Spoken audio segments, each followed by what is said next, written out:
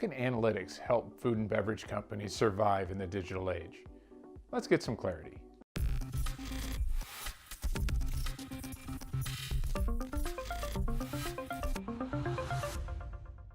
Hi, my name is Jim Brown with TechClarity, where we make the business value of technology clear. I'd like to talk to you today about analytics in the food and beverage industry and how it can be used to combat industry disruption.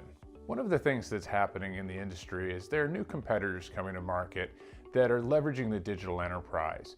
They're this new class of company that are able to use technology to stay very close to their consumers and what consumers are looking for. And then they're able to turn around products very quickly to meet that demand. But they're also able to do it in ways that they're operating at extremely high efficiency and productivity in the plants and developing quality. So they've got this sort of perfect storm of being able to quickly identify and understand what consumers want, and then be able to turn it around extremely quickly from their plants. So how does analytics change things? Well, first and foremost, it really helps with sensing and responding what's happening with consumers. Unlike looking at market data and point of sales information from the past, really getting into more personal information, for example, from social media, and getting much closer to existing customers, maybe through things like loyalty cards and loyalty programs. But it also helps better understand production, better understand production processes, and even understand products better. So really understanding the relationship between things like raw materials or ingredients and perhaps external factors like the weather, so that you can optimize formulations better. So overall, there's just a lot of different opportunities for analytics to improve across the life cycle. What does analytics allow companies to do differently? Well, first of all, they're able to leverage the mass amounts of data that they've collected over the years and the data that they're currently collecting. They're able to combine it with information from their plants, from their manufacturing backbones, or from IoT, Internet of Things. Combine it with external data, as I mentioned before, things like weather data, external weather data, but also market data.